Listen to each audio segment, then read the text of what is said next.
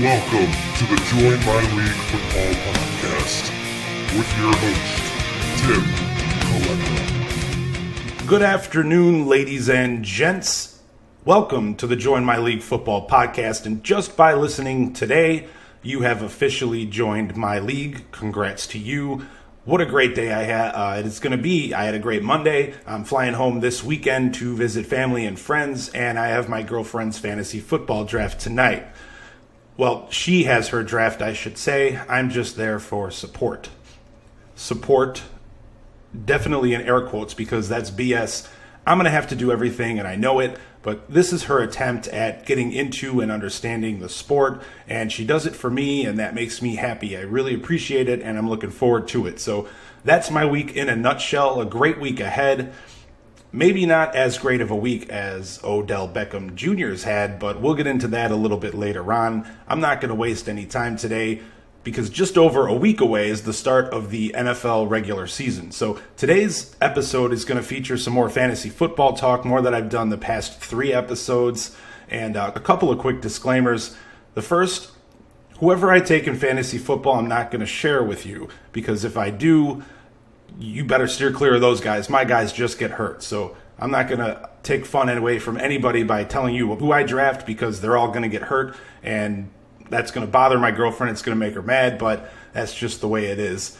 Second disclaimer, most of the time when I speak about fantasy football, it's regarding PPR leagues, unless I say otherwise. I've always played standard PPR leagues. I have for as long as I can remember. So every time I do research, I do so for PPR leagues. And if you're new to fantasy football, maybe not familiar with what a PPR league is, hit the stop button. Do not listen to this podcast because you're stupid, you don't belong in my league, and get out.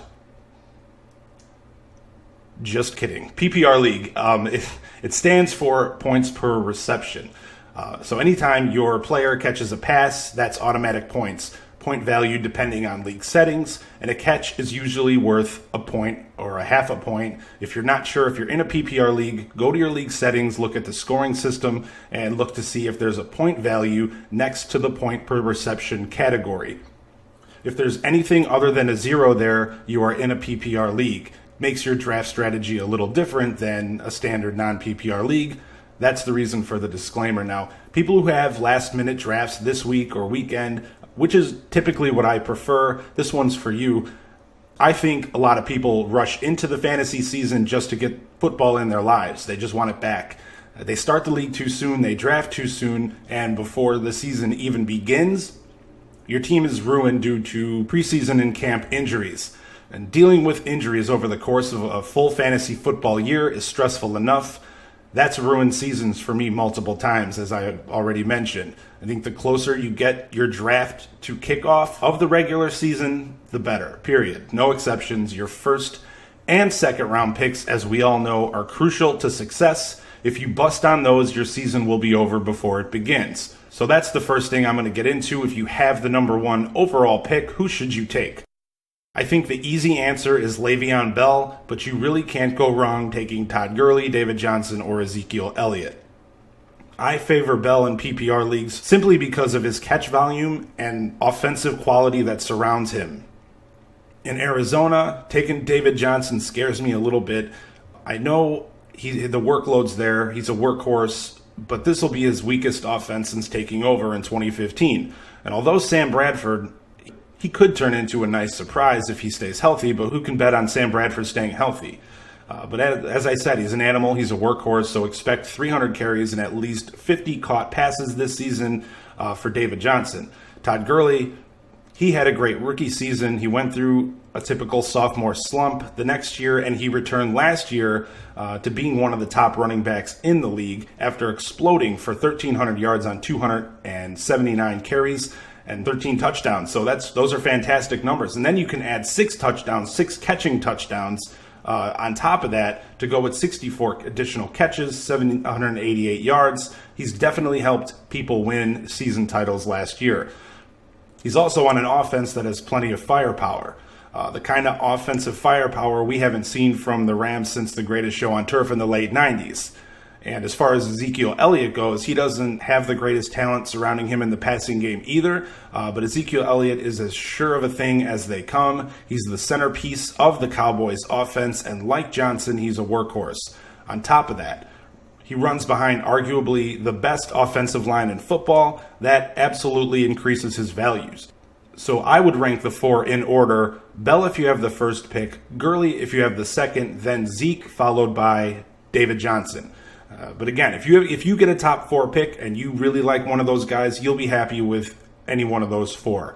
And if you have the 5th pick, you're in luck because wide receiver Antonio Brown falls right in your lap.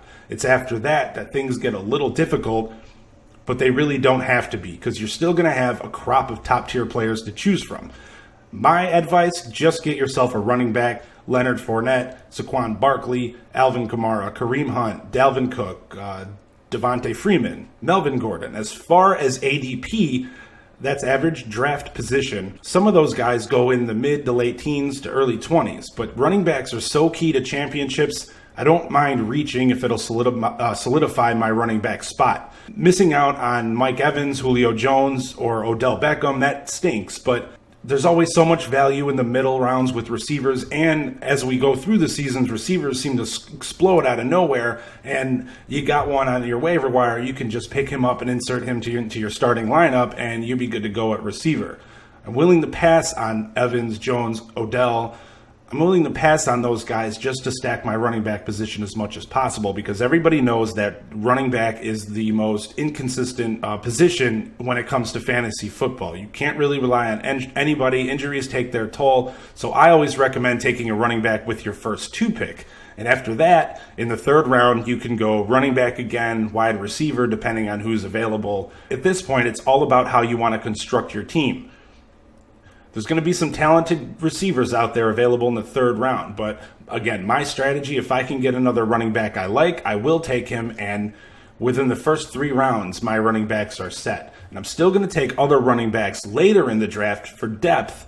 But as I said, for the most part, after 3 rounds, the running back position is set. I got my 2 starters and my bye week / injury filler sitting on my bench, or maybe I'll insert him into the flex spot.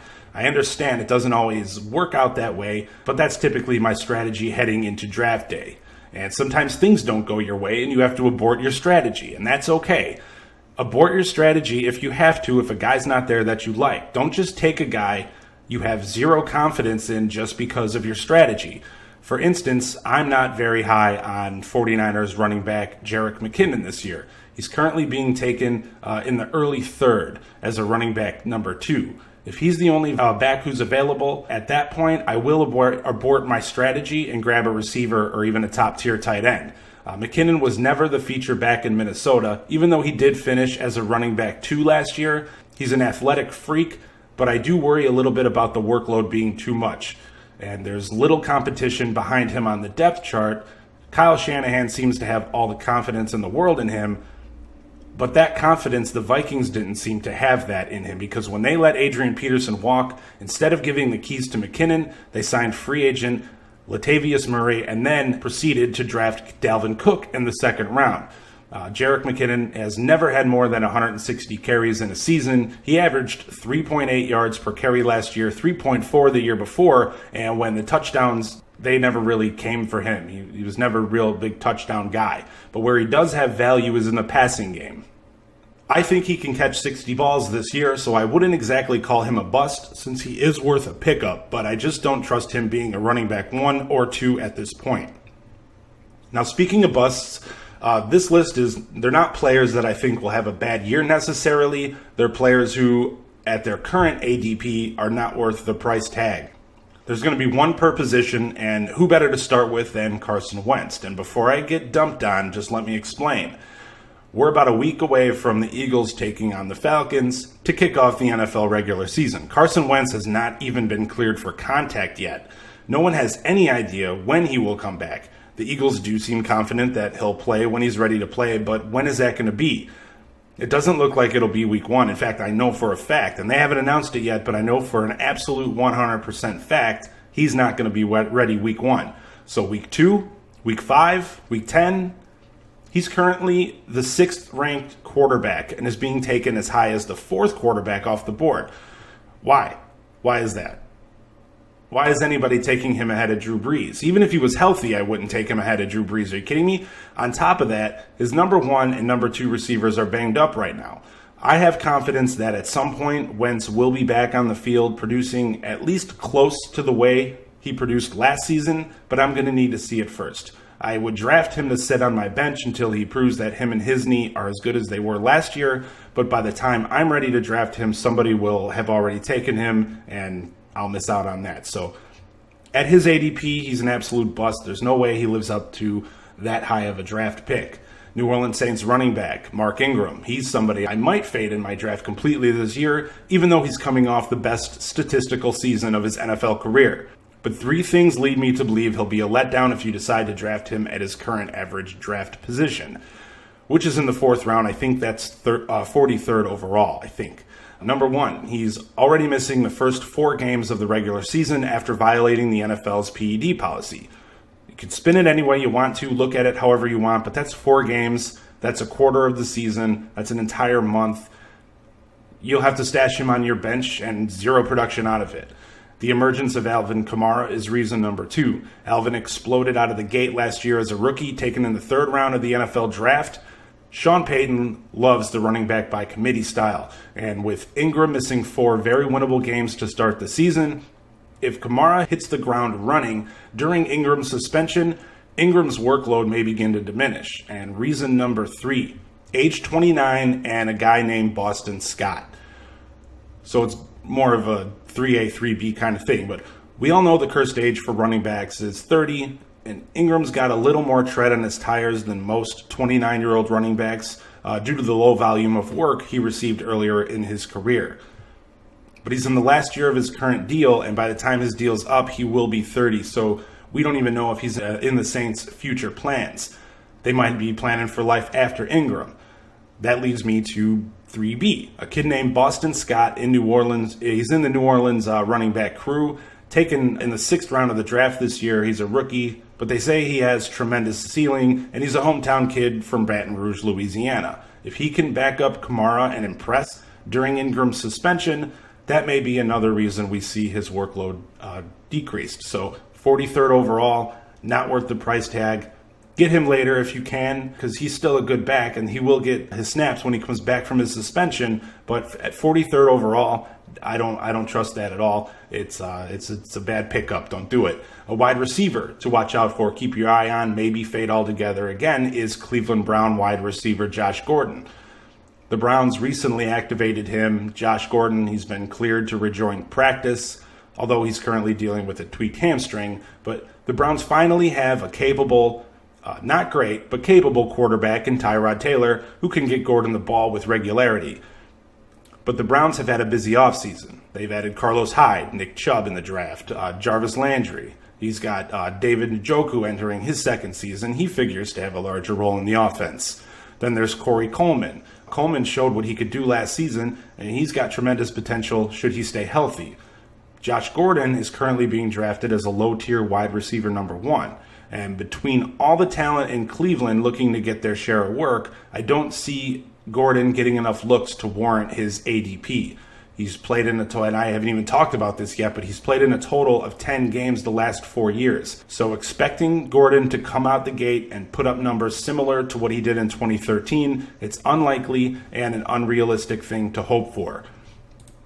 Now, speaking of realistic, and I quote, he caught 10 touchdowns with Russell Wilson. Imagine what he'll do with Aaron Rodgers. End quote. That's something I keep hearing that isn't as realistic as it sounds. There's no doubt about it that injuries have caught up with Jimmy Graham, and there's no way he produces the same way in Green Bay like he did in New Orleans when he was the best tight end in football. 10 touchdowns is great and definitely gives Packer fans something to get excited about, and if you draft him, it gives you something to be excited about. But what else are you going to get if you think about it?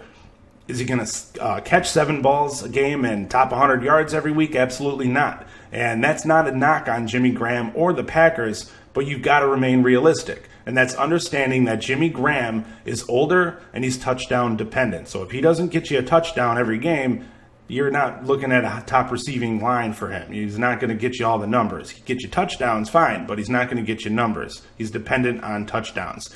And Aaron Rodgers, he can make any receiver look good. So as long as there's other bodies around on the field that can take away from Jimmy Graham's target share, he won't get as many looks as he did in Seattle.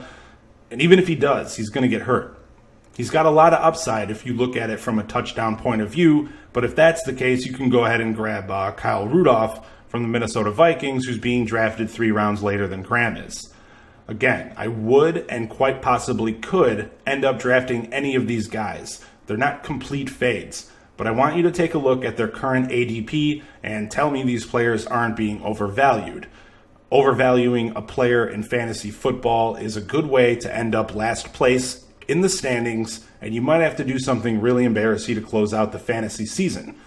Like, say, having to wear a dress and hold a sign at a busy intersection that says, "I suck at fantasy football," or getting a tattoo that was agreed upon by the rest of the league that's going to remind you for the rest of your life that not only do you have lousy friends, but your fantasy football skills are lousy also. The second one, the tattoo one, that's a very real stipulation that I've had to not do, but it was a part of a league I had been in for a long time. Luckily, I was never in last place in that league. I didn't have to get a tattoo or wear a dress, but I did come close at one point to getting the tattoo. Thankfully, I didn't finish in last place. But I would like to know what your fantasy football traditions are. What happens to the guy who winds up in last place in your league? Are there any cool stories? Do you have any loser traditions? I'd like to hear about them, any of that stuff. So drop me a line at Join My League on Facebook and Twitter, and Join My League podcast on Instagram. Subscribe on YouTube, leave a comment, review, all that good stuff.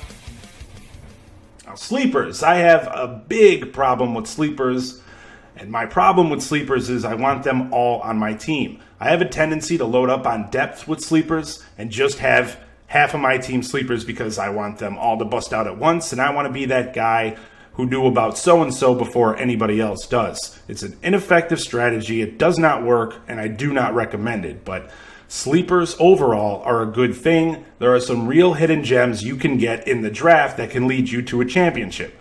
Last week, I mentioned Chargers quarterback Phillip Rivers. Unfortunately, I had to do that, even though I shouldn't have. And Lions rookie running back Kerryon Johnson as sleepers. Continuing with the one-per-position style of segment at wide receiver, Cameron Meredith. That's somebody I have registering a fantastic season. Coming off an ACL and MCL injury, that's always a little concerning. But should Meredith be able to perform at the level he was performing at pre-injury, he should flourish in New Orleans' offensive system.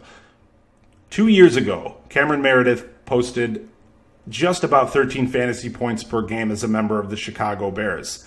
Then he tore his knee up, missed the entire season last year. Now in New Orleans, not only does he have future Hall of Famer Drew Brees throwing him footballs, and not only does he get to work with one of the best young wide receivers in the league in Michael Thomas, he also gets to benefit from the coaching of one of the best offensive minds over the last 10 years in Sean Payton.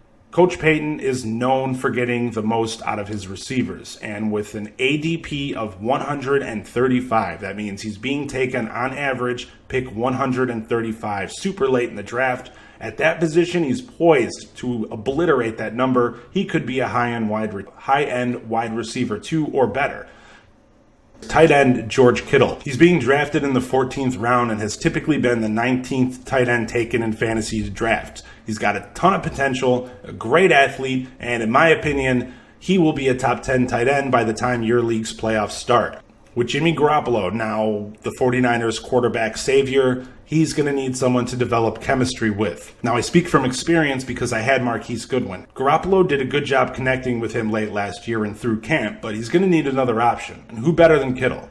Like I said, he's got a ton of potential. He'll be available toward the end of the draft, and if you need to stash him because his value will only increase as the season progresses.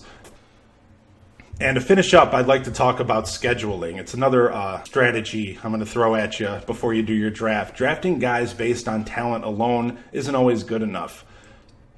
Towards the middle and later rounds of the draft, looking for guys with favorable schedules toward the end of the year has been a proven effective strategy. You're going to want to keep that in mind throughout the season as well.